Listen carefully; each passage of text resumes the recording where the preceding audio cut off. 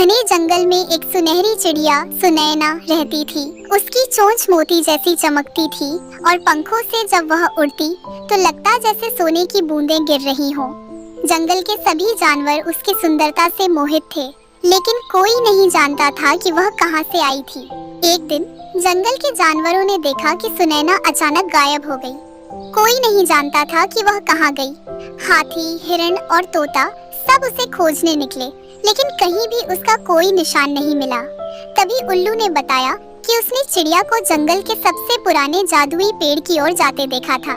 जब जानवर उस पेड़ के पास पहुँचे तो उन्होंने देखा कि पेड़ के तने में एक छोटा सा दरवाजा था, लेकिन दरवाजा बंद था। अचानक दरवाजे पर एक अजीब सी रोशनी चमकी और एक आवाज आई। केवल वही इसे खोल सकता है जिसके दिल में सच्ची दया और प्रेम हो। सभी जानवर सोच में पड़ गए कि यह दरवाजा कैसे खुलेगा। तभी एक छोटा खरगोश आगे आया।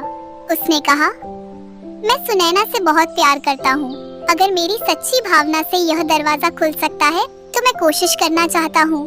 जैसे ही खरगोश ने दरवाजे को छुआ, दरवाजा अपने आप खुल गया और अंदर का नजारा देख सब दंग रह गए। अंदर एक जादूगर बैठा था जिसने सुनैना को एक सुनहरे पिंजरे में बंद कर रखा था। जादूगर बोला, यह चिड़िया सिर्फ मेरी है, इसकी सुंदरता पर सिर्फ मेरा अधिकार है।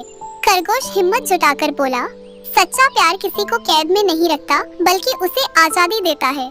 जादूगर जोर से हंसा, लेकिन जैसे ही खरगोश ने प्यार से चिड़िया को पुकारा, सुनैना का पिंजरा टूटने लगा। देखते ही देखते पिंजरा पूरी तरह टूट गया और सुनैना आजाद हो गई। जादूगर की सारी शक्ति खत्म हो गई और वह धुएं में बदलकर गायब हो गया। सुनैना ने कहा, सच्ची दोस्ती और प्रेम सबसे बड़ी शक्ति होती है। अगर तुम सब न आते तो मैं कभी आजाद नहीं हो पाती।